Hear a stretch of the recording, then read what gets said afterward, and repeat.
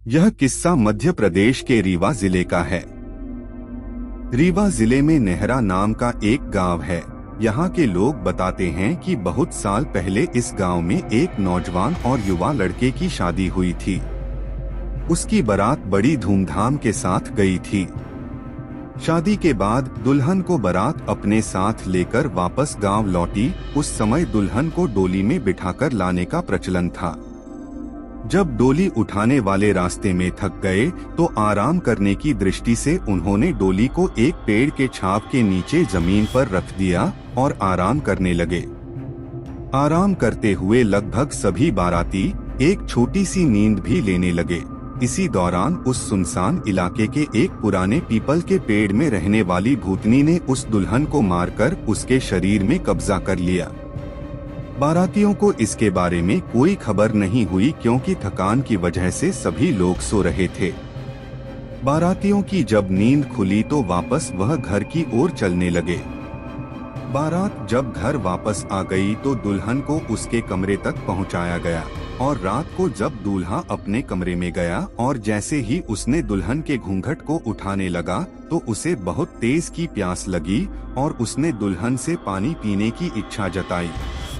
तो दुल्हन बैठे बैठे ही अपने हाथ को लंबा करने लगी और उसका हाथ घर के आंगन में मौजूद कुएं तक चला गया और कुएं में मौजूद पानी से भरी बाल्टी से उसने एक गिलास पानी निकाला और वापस दूल्हे को दे दिया। यह देखते ही दूल्हे के होश उड़ गए और वह बेचारा जमीन पर गिरकर बेहोश हो गया।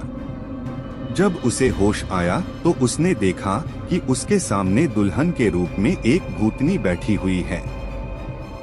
भूतनी ने गरजते हुए दूल्हे से कहा कि तुम मेरा राज जान चुके हो, इसलिए मैं तुम्हारे और तुम्हारे परिवार वालों को मार दूंगी। अगर तुम वादा करो कि तुम मेरा राज किसी को नहीं बताओगे तब ही तुम्हें और तुम्हारे परिवार वालों को मैं जिंदा छोड़ूंगी।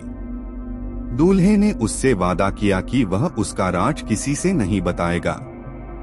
गांव वाले कहते हैं धीरे धीरे उस घर के सभी लोग मर गए, लेकिन वह दुल्हन 450 वर्षों तक जिंदा रही और जब तक वहां रही तब तक हर वर्ष उसके शादी की सालगिरह के दिन गांव से एक आदमी गायब हो जाया करता था। वह भूतनी उस गांव में 450 वर्ष तक रही और जब तक वह वहां रही उस गांव के लोग कभी भी खुश नहीं रह पाए। लेकिन एक बार बनारस से बहुत सिद्ध साधु आए थे जिन्होंने अपने मंत्रोच्चार से उस भूतनी को वहां से भगा दिया था। तब से उस गांव की दशा दिशा बदल गई। लोग सुख और शांति से रहने लगे।